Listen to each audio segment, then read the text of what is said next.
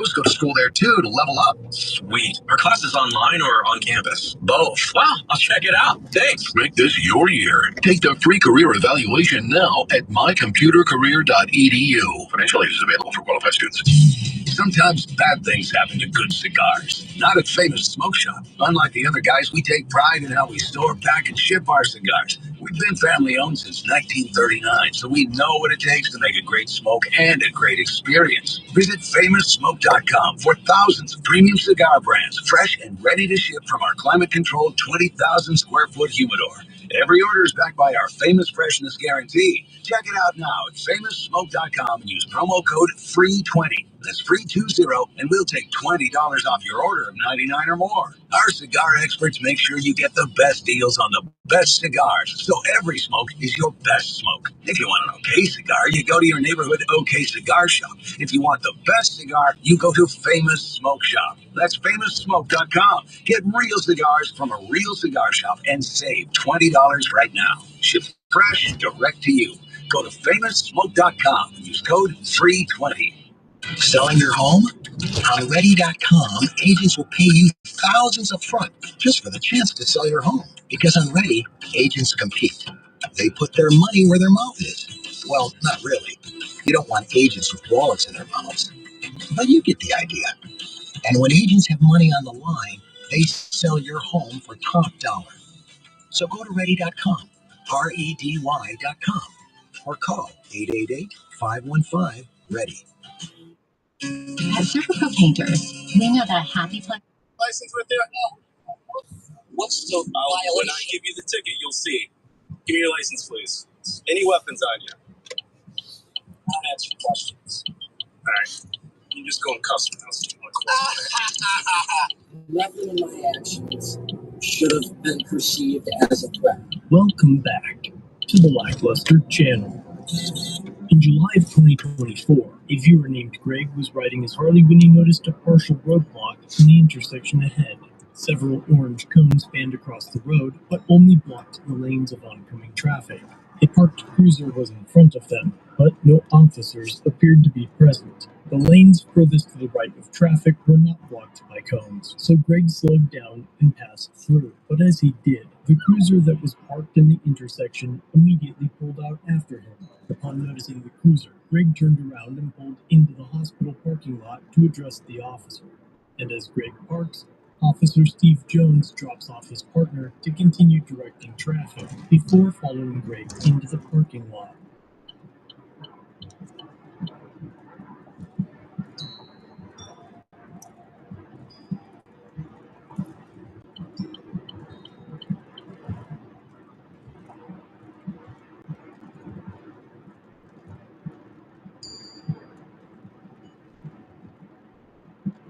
Recording.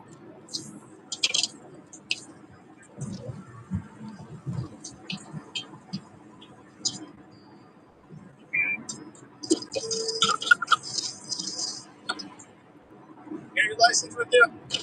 Yeah. For going across the roadblock. There was no block on one lane, dude. We had a lane that was totally unblocked. Why would I think it was the whole road? You're the only one that's trying to go by. Where's your license at? You got a police car with lights on and cones across the roadway. Empty lane, there's cones all the way across except the lane. Anyways, license? So what's the violation? When I give you the ticket, you'll see. Give me your license, please. Any weapons on you? I'll answer questions. Okay, keep your hands up. Sure, Sergeant. Yeah. All right. You just go in custom house. You want Too hard. Yeah. Oh, wait, you got the body cam on? Yeah.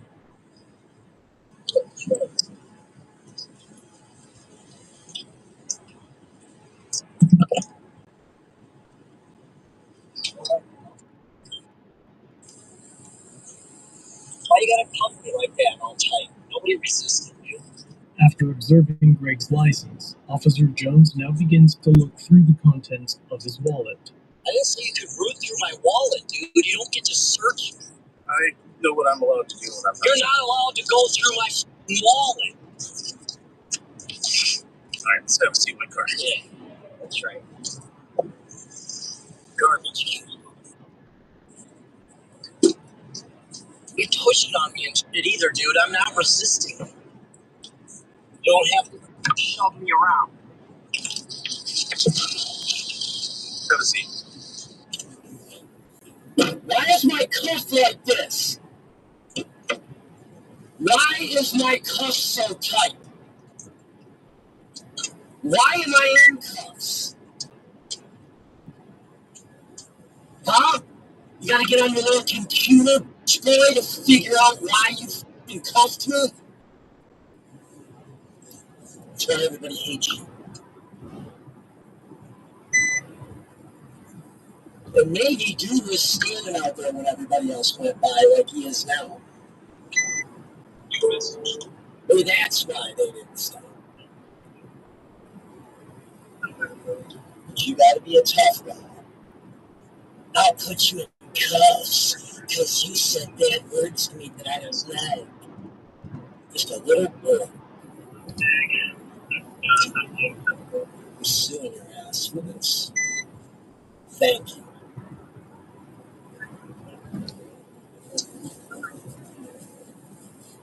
Dude, why is this cuff so tight like this? Can I get my cuff loosened? There ain't no warrants, dude. You're gonna have to fucking arrest me for some fake shit. You guys make this sick. It should be noted here that per the Toledo Police Standard Operating Guideline 7.1, at all times when controlling traffic, regardless of lighting conditions, officers shall wear department-issued reflective safety vests. The very next subsection describes the motions and hand signals to use for manually directing traffic. However, no officer was exposed or present to direct incoming vehicles. Can I get this cuff loosened? I'll check it in a minute. You'll check it in a minute? Why am I even in cuffs? Can we get a supervisor here? Sure. Plus, I didn't hear you got a motorcycle stuff. It's gonna be very case. An officer from the hospital. Yeah. Hey. This dude makes stuff like your ass. Yeah, footage. They run of that? We tried to if you didn't see it. No, we should have. So,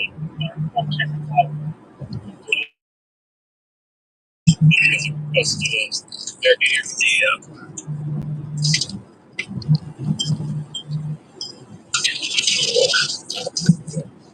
I mean, we might need it for court if it. Not right now. Hey, how about this cuff? Okay. Yeah, no, we had a motorcycle that thought he could just, since his motorcycle fit through the cones, he could just go through. Why are you hitting me for no reason, dude? And for going through barricades like that. Resisted you. I shouldn't even be in cuffs. Much less like this. I think there's no failure to comply or something.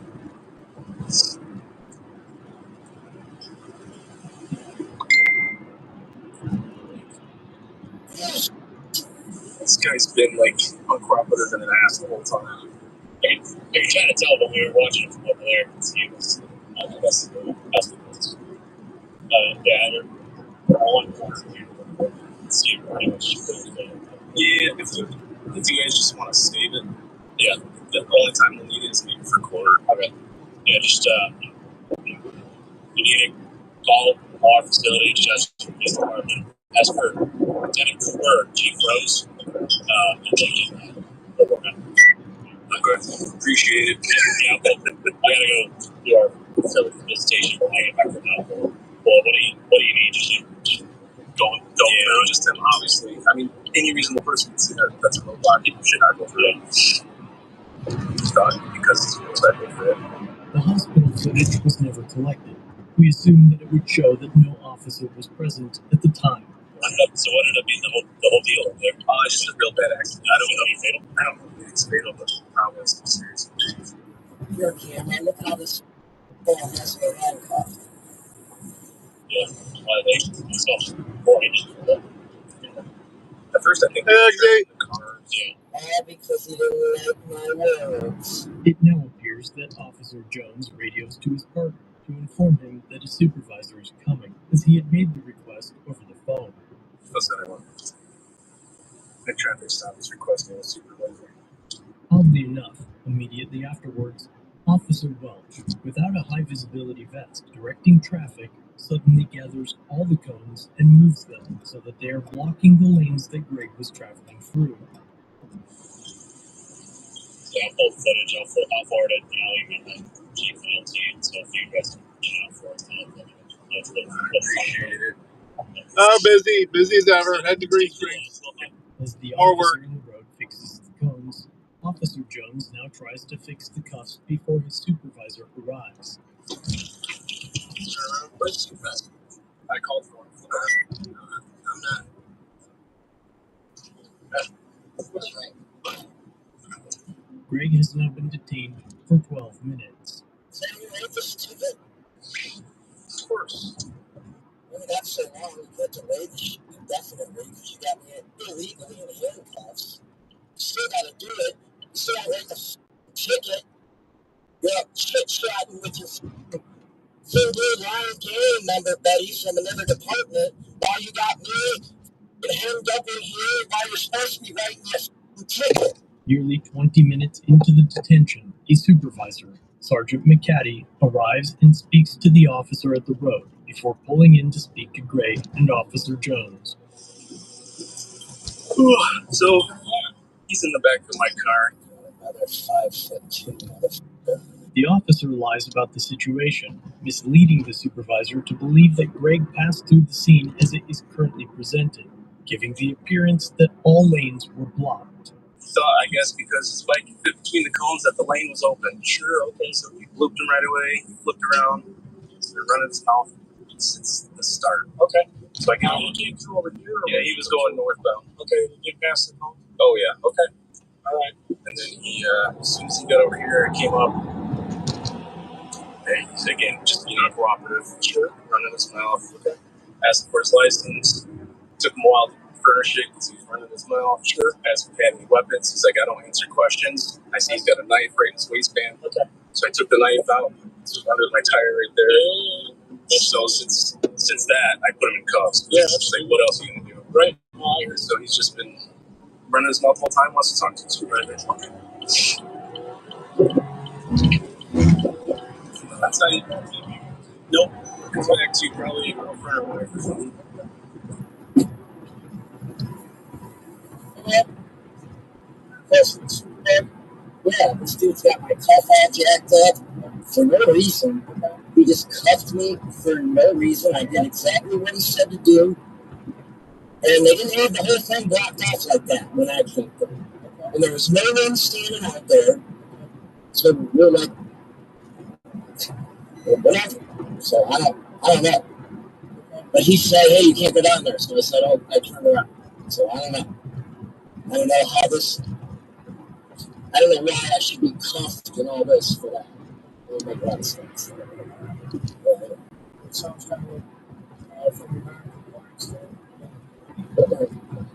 he said, pull over. I pulled over.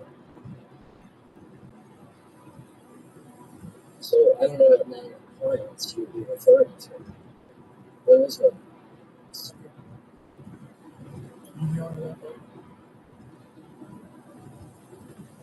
It's my bad. It's my, I mean, yeah, it's my bad.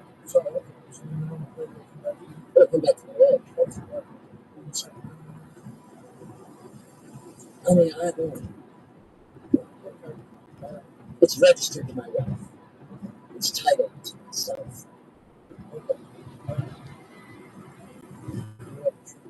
Of course. Of course.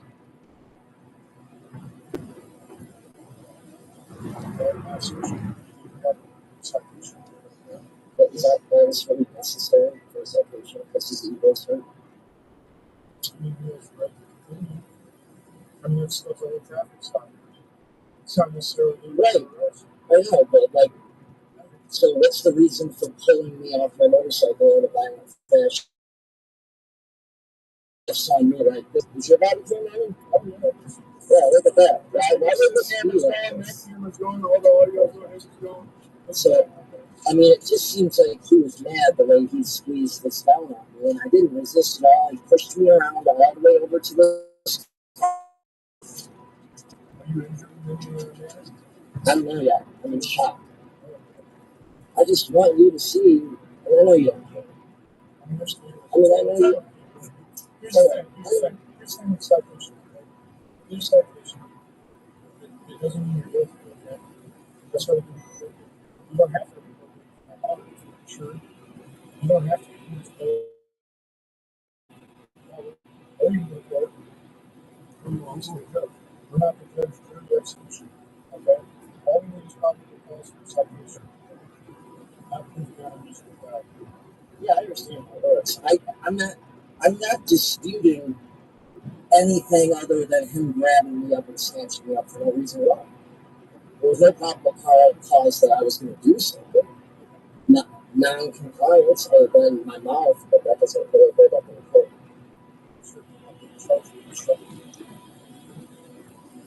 So if you're being verbally non-compliant, you've got a knife in the waistband, you're not responding to what you have to say, he has the right to.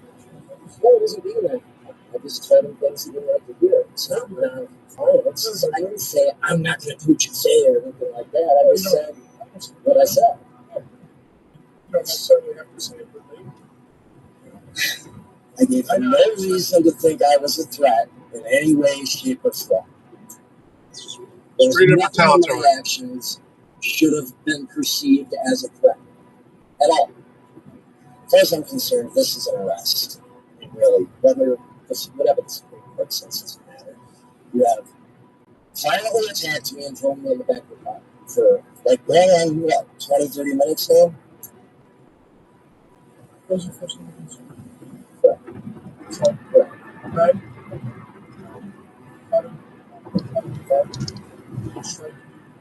He snatched me up. And then he shoved me all the way over there. Yeah. For sure. Doesn't mean he didn't do it. Just trying to get the list of the definition. Well, we'll be glad we're trying. So I'm going to think about it. We're going to definitely go to trial. I take everything. Funny he should mention that. Greg was released with a citation that reads, failure to comply, but the Ohio revised code that was cited is for driving in marked lanes. With the citation written incorrectly, all charges were dropped the very next day. Greg would then go on to file a complaint with the department, and the agency investigated itself. The investigator appears to have been biased in his reporting, writing that he found his fellow officer, quote, asked if the motorcycle operator had any weapons on him while Greg went into his pocket to retrieve his wallet. Greg tells Officer Jones, I don't answer questions. Now not quoting, as he continues to do exactly what was requested by the officer. So what's the when I give you the ticket, you'll see. Give me your license, please.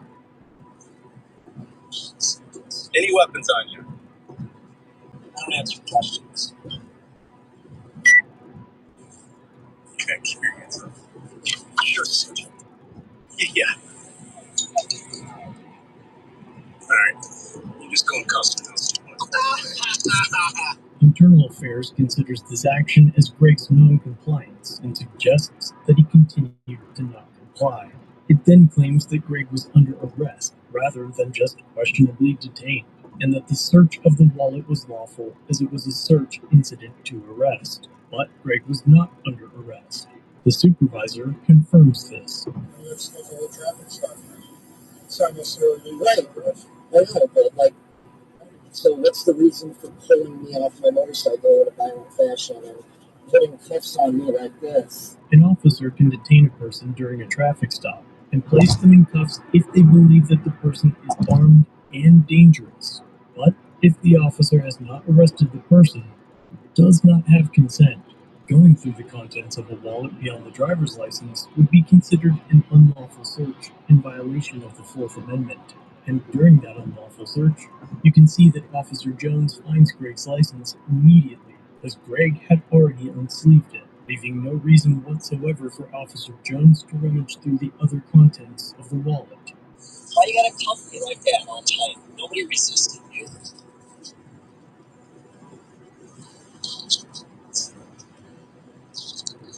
I didn't say you could root through my wallet, dude. You don't get to search me. I know what I'm allowed to do. You're not allowed to go through my f***ing wallet. The Internal Affairs Report finally claims that the complaint of being pushed by Officer Jones is not confirmed by the body cam, but it's currently unclear whether the investigator reviewed the footage of Officer Jones' partner across the street.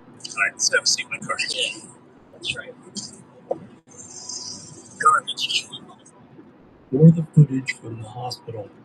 You pushed on me and neither, dude. I'm not resisting. Yeah, footage. You running that? Try it, Dave. You didn't see it. No, we should have. Well, that sucks, man. Did you get a humidifier? Nor were either of those videos released. The investigator also ignored the policy violations of wearing high visibility vests, as well as needlessly extending the traffic stop, and thus, no actions were taken. And Officer Jones will likely continue to unlawfully search detainees and mislead his supervisors. And maybe next time, it'll be you. So, let me know what you think of this interaction. And if you have a video that you want to get out, you can do so anonymously by using my form linked in the pinned comment. But until next time, if you like this video, be sure to check out another one, linked on screen.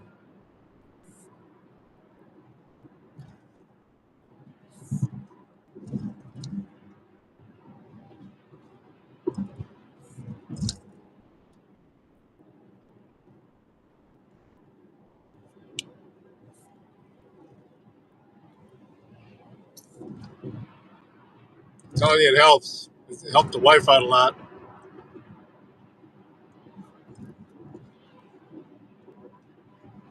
Yeah, my dude was screamed.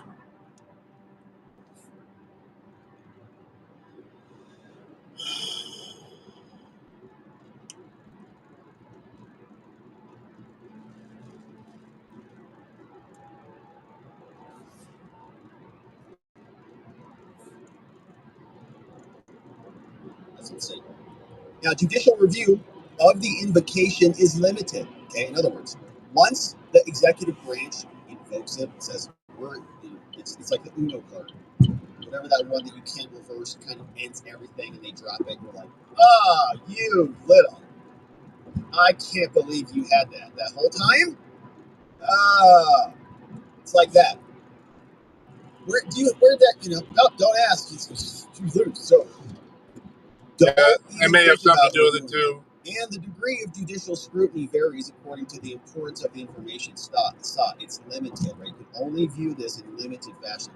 The court must afford great deference to the executive branch.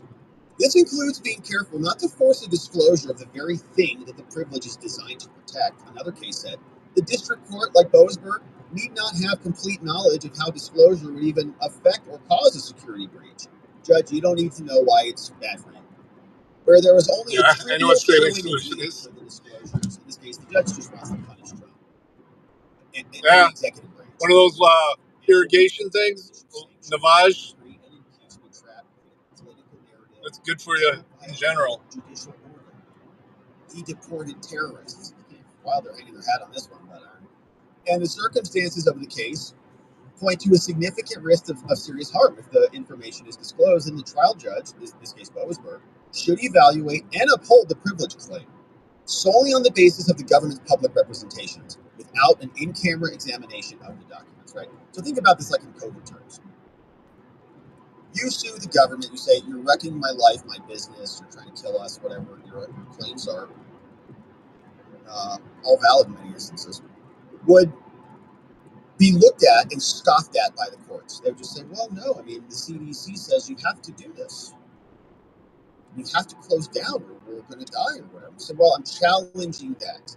They would say, well, in good faith, we're just going to look to what the executive branch said needed to happen, which is to close you down and deport you from the military if you didn't get the thing, and deport you out of fire departments and police departments and other institutions. You get deported out of those entities. You sue.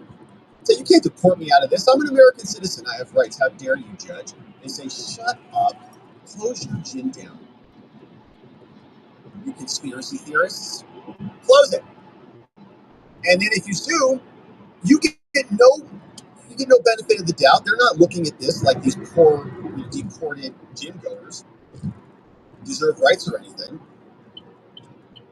In fact, they look the other way in this case. Right? In other words, during COVID, they gave the government, their fellow executive branch, every benefit of the doubt. The CDC got patted on the back. They said, well, we just deferred to them. They said that this is good for America. I said, okay. But we're saying the executive branch is saying these people are bad for America and need to be deported. Now the courts are saying, how can you sue? How can you do this without any process? Where was that due process back during COVID? It didn't exist. So the courts are just, they just have the default good faith benefit that they would ordinarily give to their co-equal branch of government because they're on the same team. They're not affording to Trump because they're judicial insurrectionists. So the information sought by the court, writes Trump, in invoking the state's secret privilege, sought by the court is subject to the state's secret privilege because disclosure would pose a reasonable danger to national security and foreign affairs, and because there is no need for this information other than to try to catch Trump. This court must resolve the application based on the declarations submitted with this motion that have come from the cabinet. We'll read them in a minute. They say, here's why, Judge. Now, the state secret privilege reflects the reality that it is the responsibility of the executive branch, not the judiciary, to weigh the variety of complex and subtle factors in determining whether to disclose information and whether it may lead to an unacceptable risk of compromise. That came from 1985. Another case called CIA versus Sims. Right? That's why we have an executive branch, so that it can act with expediency and not be bogged down by courts and committees and process. Trump's execution of his Article 2 authorities, which are of unrivaled gravity and breadth, and include managing matters that are related to terrorism and immigration, requires the utmost discretion and sensitivity. You can't come in there. It'd be like Trump going into the judiciary telling this judge who he can fire and who he has to work with and how he needs to run his courtroom. It'd be ridiculous. As such, when the government invokes the state secret privilege, no competing public or private interest can be advanced to compel disclosure. So you can't challenge us. The Secretary of State's declaration from It's Rubio confirms that the removal of the alien enemies at issue, namely alien members of the designated foreign terrorist organization called Tren de Aragua, said were the product of non-public, sensitive, and high-stakes negotiations. She's definitely gonna. She better at least get censured. I think she should be charged. That foreign state and other foreign states less likely to work cooperatively with the United States. But censure doesn't mean shit. That disclosure would also be viewed as a breach of trust. It would makes her a martyr. And the diplomatic it does at least remove her from her committee. End result, Judge, committee seats would be to erode the credibility of the United States and our assurances that when we engage in these negotiations, they will be engaged with in confidence and impede our ability to do this in the future. Other cases have even said public disclosures can diminish the lumberjack to which intelligence agencies of countries A, B, C, and D will cooperate Not very with good lumberjack. intelligence agencies in the future. They said the Halpin case for that. They back say also, broke. Diplomatic relations is something covered by the state secret privilege. Sub-DO. And the privilege, if it needs to be invoked when it otherwise would disrupt diplomatic relations, in this case, it also recognized that diplomatic security is a lawful basis to invoke the state's secret privilege. So Trump continues from the DOJ, writing, moreover, Judge Boasberg, Secretary of Homeland Security Kristi Noem has also established that responding to the court's inquiry, so now she's coming in. So we got Secretary of State, that's one. We got Noem, number two. saying this would directly compromise the safety of American officers, contractors, aliens, and the American public. Judge, this is crazy. You're going to divulge critical means and methods of law enforcement operations about how we rounded up these folks, and you're going to confirm operational details. It's going to cause harm to national security of America and undermine the efficacy of our counterterrorism operations. And disclosure, Judge, would allow others to draw inferences and insight in how future operations would be conducted, and that's not good for national security. Opening weekend for the Mud Hens. Then they would be able to stitch together an understanding of the means and methods that Opening day is Friday. They could try to thwart our law enforcement. So courts are in no position to gauge what constitutes an acceptable margin of error. They're not see how set far up. along the sheets We is. get to set what these are. And we have walls. It looks like a sheet's so the down. court lacks competence to It'll be evaluate the risks that are associated with this, or the mosaic effect, whereby bits and pieces Favorite of gas data station. may aid in piecing together bits of other information, even when the individual piece is not obvious or of obvious importance itself. For example, they say, Judge, look, confirming the we're going Sunday. The flight's departed. This judge is like, when did my order, my verbal order, the judge said, turn those planes around. Paraphrase. Then, after the hearing was over, he went back to his chambers or wherever, wrote up the order. The written order then came out.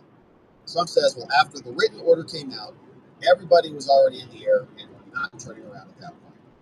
The judge says, well, I said in court, turn them around, and that's when you should have turned them around, like right there. Like I said, now. And I mean now. So go do it. And they didn't do that. So he's trying to pinpoint the exact time. Now, or in particular locations at some other time, like when they landed, or where they were in the air, like where were they specifically? Were they over Texas or were they over El Salvador? That would facilitate efforts, Judge. If we tell you this, then they're going to track our other flights. They're going to know what's going on.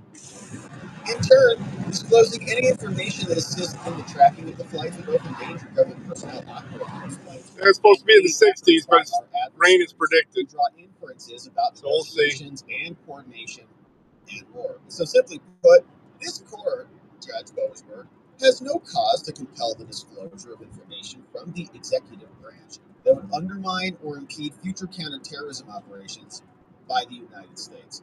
We're going to continue to do our job. Thanks, though. And finally, the fact that there are allegations and claims in the public domain regarding issues implicated by the court's questions is not a basis for vitiating the privilege.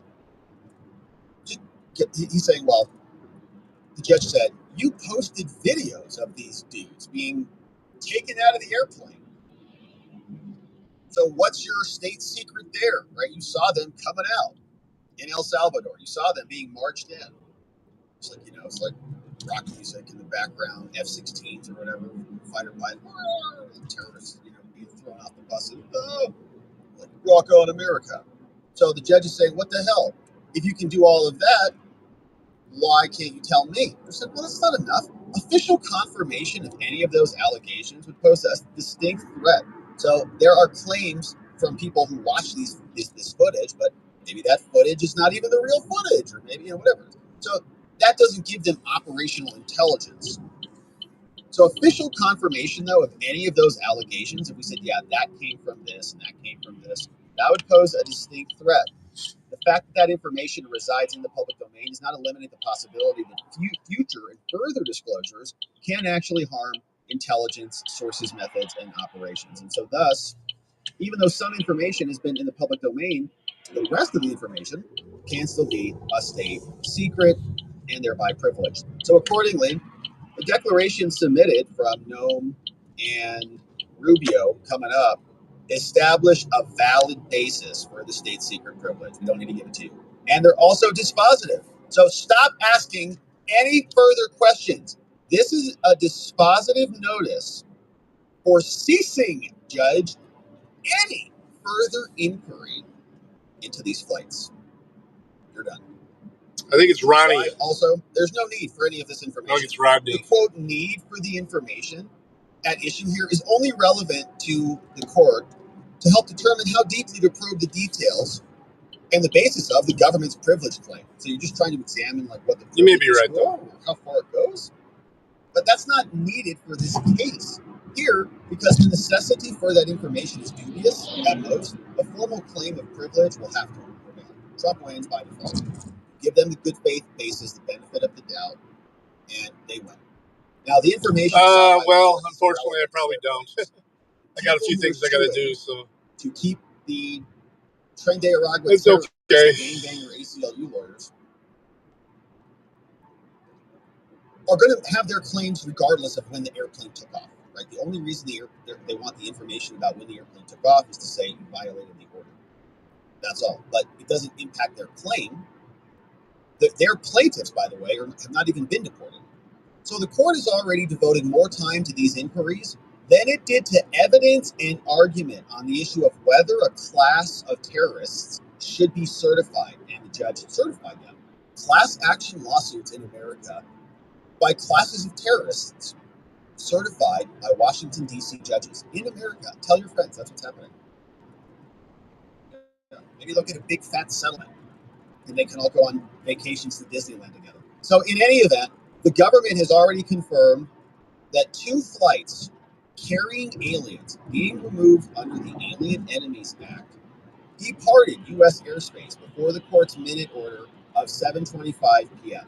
Judge already said they're in the air. Once they're in the air, we're not turning them around. Notified you. That's all the information you need. And the government has not contested for purposes of these proceedings that the planes landed abroad. We know that. But slow down. Time. They landed abroad. And that aliens Well, I got to do the speed limit at least after the issuance of the court's minute order. Okay, so they're even agreeing. Look. Yeah, I'm only 10 minutes away though. That they were in the air when your order came but I'm out. going to. I got to stop at the store. After your order came out, and they got off the plane after the order came out. So we're admitting we did not turn them around. We could have. You're right. That's kind of implied. To have proceeded otherwise, and to have turned planes around mid-air, right? This is what the judge is mad about. Why did they come back? Without regard to important logistical constraints like fuel availability, foreign airspace restrictions, the judge like refuel your plane, go over the Gulf of America, bring those terrorists back. We want them. Especially on the legally infirm basis that the court even retained authority over aircraft operating outside the United States, that would have implicated grave safety risks. And so, Judge, no more information is needed for you to resolve any legal issue brought in this case. Whether the planes carried 1 TDA terrorist out or 1,000, or whether the planes made 1 stop or 10, simply has no bearing on any relevant legal issue in this case. The need for additional information here is not merely dubious, according to case law, or trivial, according to another case. It is non-existent. You don't need it other than to go, the subtext here, to just go and try to incriminate Trump, to sanction Trump. The executive branch violated no valid order through its actions, and the court has all it needs to evaluate compliance. And so, therefore, Judge, this inquiry should end. Now, with the utter lack of need for the information that the court seeks, the court must address then. You have no need for this, so you have to address this with that basis. You must address the invocation of the state secret privilege on the basis of the declarations. And without Everyone left. The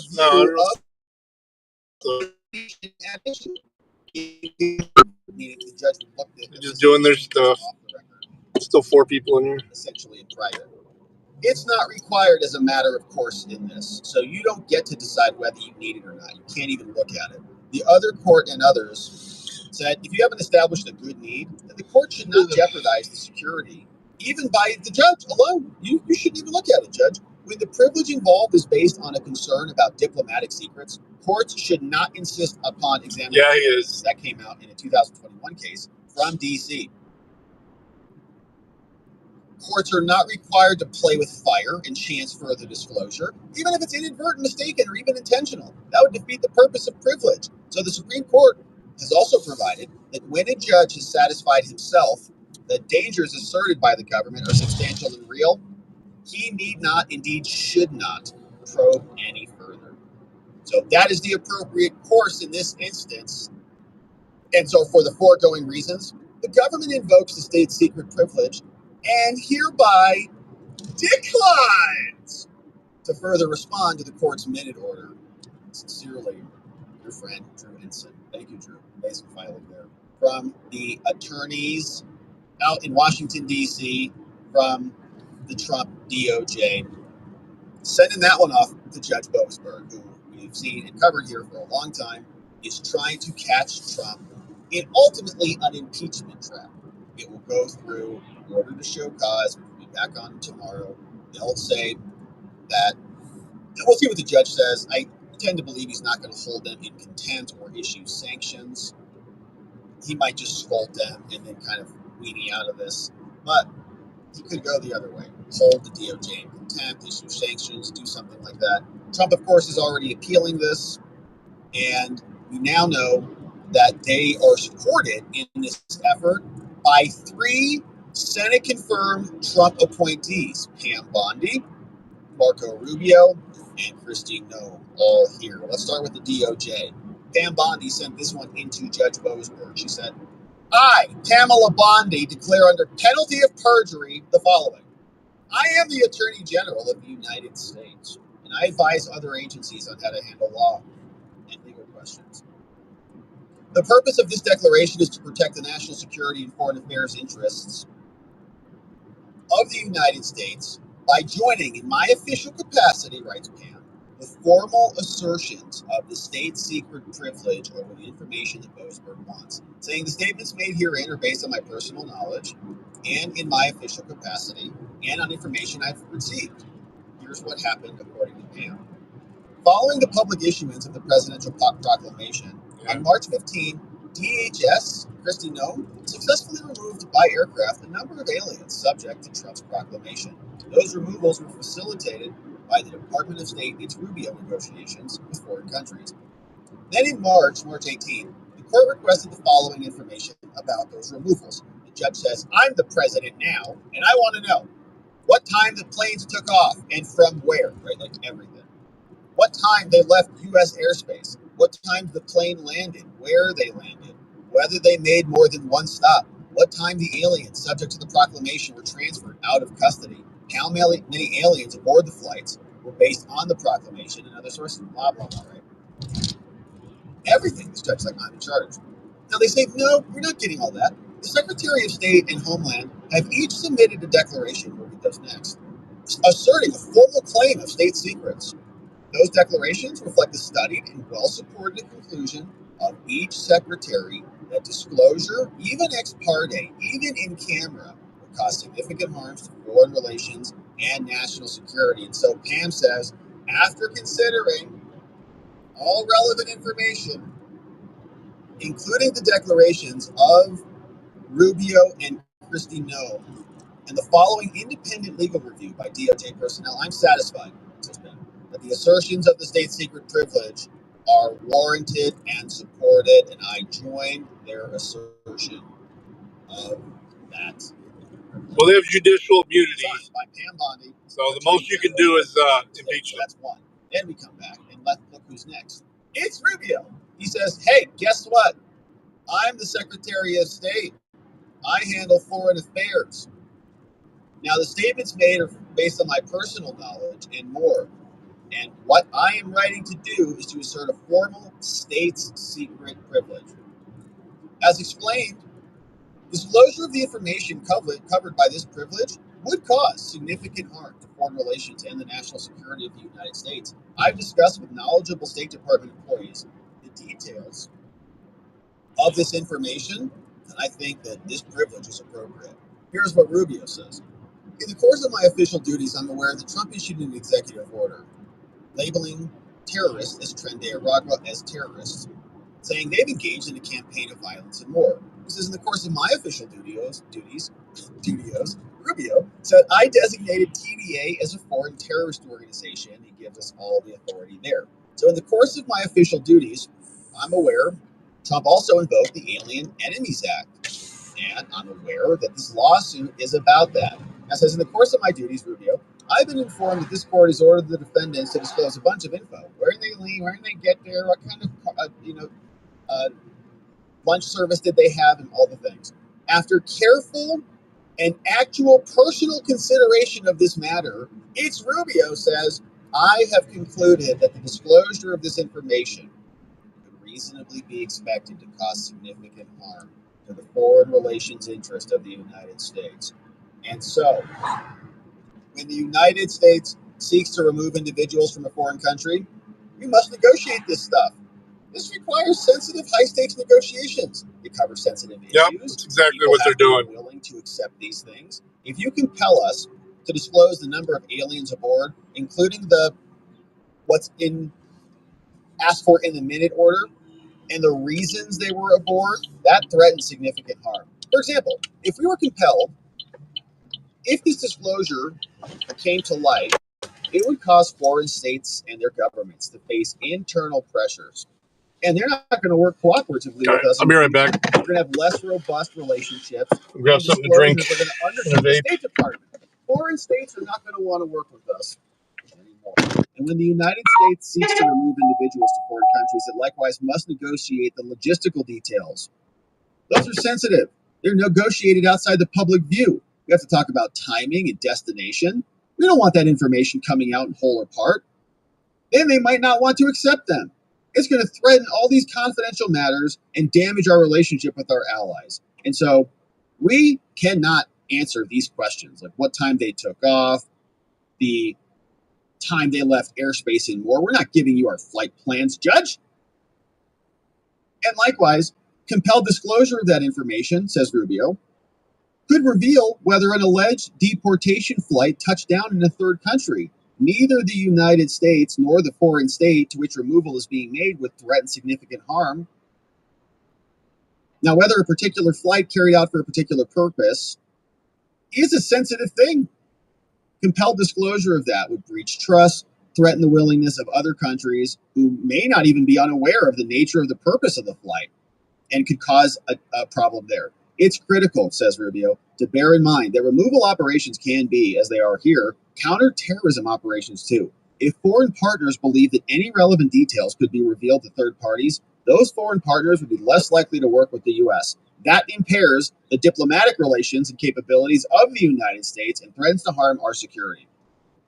Rubio continues, saying if foreign states believe that information sought by this Judge Boasberg could be revealed simply because a lawsuit has been filed, it would erode the credibility of the United States. We have to protect our info. We can't have terrorists suing to get information on terrorist deportation operations. Do you hear how insane that sounds? Again, this threat to the United States extends beyond the removal context. And so importantly, the compelled disclosure of this sensitive information would cause harm to the United States. Even if some of this came out publicly, like we know we deported them, but the details matter.